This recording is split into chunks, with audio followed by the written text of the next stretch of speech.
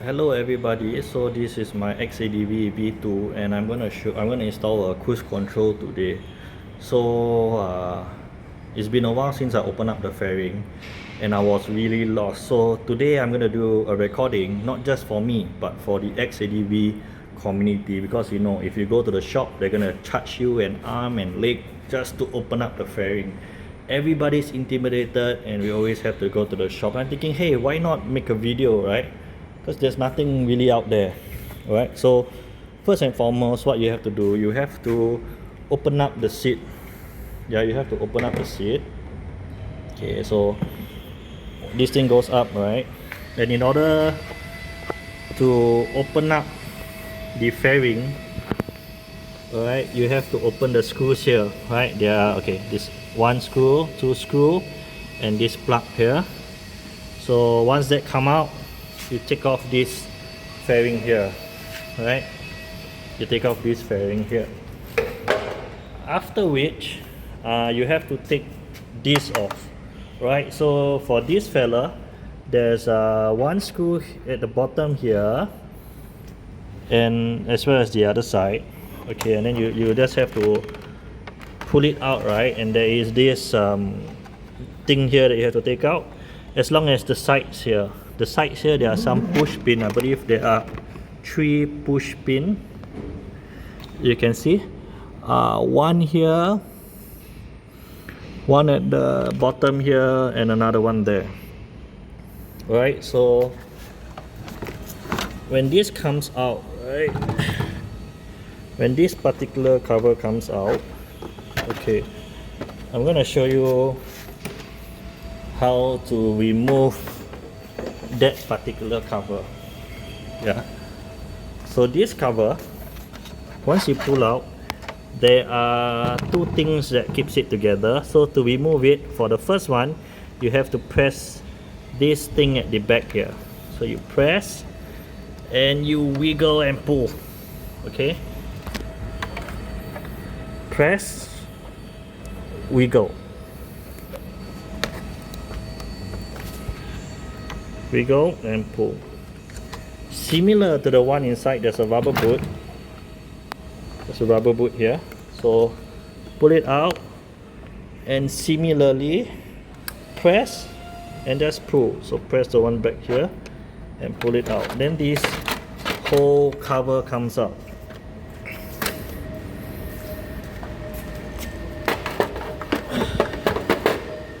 Okay, so next up, so these are the 3 push plug that I told you have to take out. So I'm just doing on the right side today. So in order to remove this fairing, right, what you got to do, you have to open up this. There's one screw at the back here, there's another one here, okay, and then there's a screw here that's holding the one here, and I believe then you gotta push the fairing forward and you will just unclip all these clips here, and there is this signal lamp that you have to just unplug, and that's it. Okay, so part 2, I'm gonna show how to remove the bottom fairing or the V2 Xadv. So there will be one Allen key here, one Allen key here, 5 mm, followed by 1, 2, I believe maybe 3 umbrella pins. Then goes to the open your crash bar if you need to, and then there will be 2 bolts over here. I believe it's a 10 mil. Okay, then come to the rear here where things get a little bit complicated. You have to loosen the pillion footrest. Right, so you unbolt this, loosen it a little bit at the top, and if you pry this open, you see there's another bolt here. So that's when this thing comes off, and then you just need to pull. There is a plug here, you just pull it out, and then this whole thing actually slides off when you push it forward. Yo guys, what's up? It's Haider here, and I was teaching earlier on how to remove the fairing. So now on the second part, I'm going to install the cruise control and I'm going to learn as we go. So that means it's going to take a while. Yeah, here's the cruise control that I have. right? And all you have to do is it mounts on a double-sided tape. and then you just follow the wiring here, which goes under the handlebar over the top here. And this thing you can actually just remove it by pulling it down and out, and then you can secure part of the harness that comes with it. So well, this is the system, right? I think it connects to, okay, we'll learn as we go, but right now what I'm currently doing that I want to share is how we're going to tap this wire. Right, so this is the brake wire. So it actually connects to this gray connector here, which you have to unplug. So I did away with the tape. So I don't have a tap, and I don't really like using tap. So what I'm gonna do, I actually slowly use a razor blade and splice this wire. And what I'm gonna do, I'm gonna create a hole, a pick. So what I did was I used a razor blade, and I get a pick here. Let me show you.